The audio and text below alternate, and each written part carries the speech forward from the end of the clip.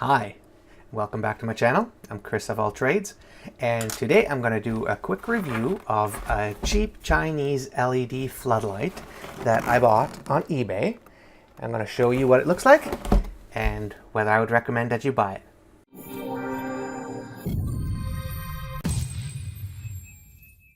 So one of the first things I noticed when I got the package in the mail was that it was quite banged up. Like the top was ripped and the bottom was ripped.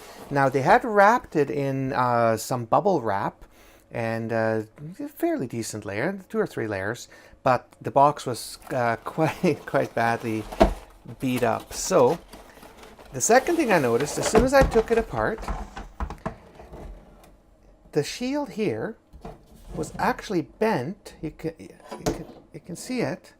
It's bent quite badly to where it actually covers some of the LEDs. Not a really great sign already.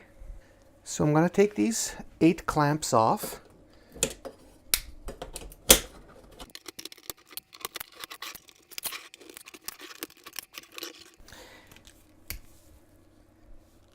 And then I'm going to pry with a knife. I'm going to cut the seal. Cut the seal all the way around and have a look at what's behind this glass.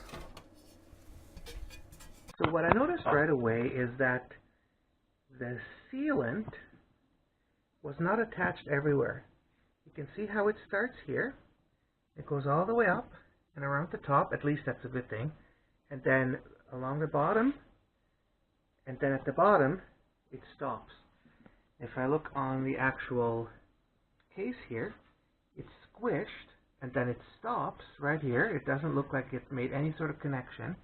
And here it's squished again, but at the top again it doesn't look like there's any connection. And this aluminum thing was bent quite badly. When I'm taking this off, what I noticed is that this entire LED panel actually, let's see if I can bring this in, wiggles back and forth. There's some screws here, but they don't look like they're actually holding anything together at all. I'm going to take the screws off and I'll see what the thermal paste looks like behind that.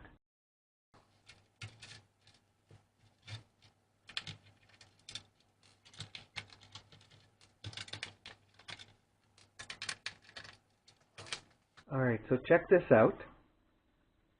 I'll take it off. It looks nice in the back. But on here, there is like no thermal conductivity between the LEDs and the actual case. So the heat transfer, I am not sure how good that is.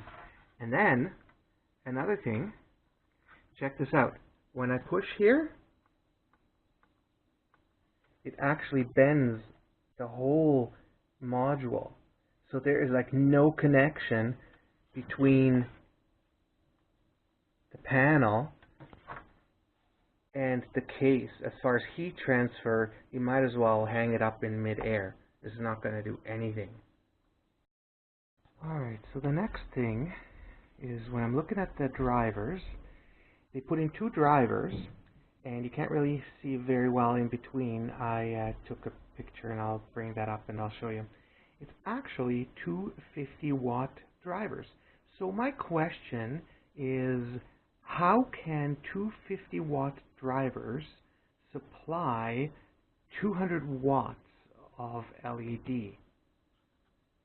It also looks like the ground wire is conveniently placed underneath the drivers. Here, it comes right out here and goes down into the silicone, and I guess that's how they fasten it to the case, with silicone.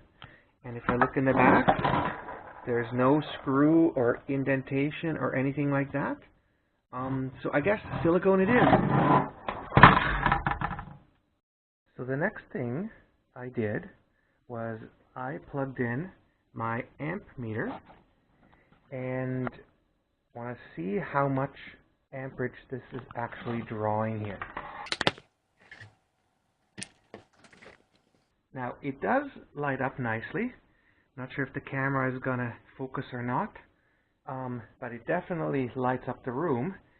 But when it draws between 0.1 and 0.2 amps at 120 volt. And if you work that out, it's just about 20 watts. And just to be extra accurate, I hooked up my trusty multimeter, and as you can see in these pictures, the supposedly 200 watt LED floodlight drew only 161 milliamps to not quite 117 volts. Now, using Ohm's law, the power of Google, and this handy chart, you can see that the power consumption of this floodlight is only 18 watts, and that's assuming 100% efficiency. So that basically means that my 200 watt LED is powered by 250 watt drivers and draws about 20 watts of power. So I would say it's probably not a 200 watt LED floodlight. Now, I paid $70 for it, and I think I'm going to return it.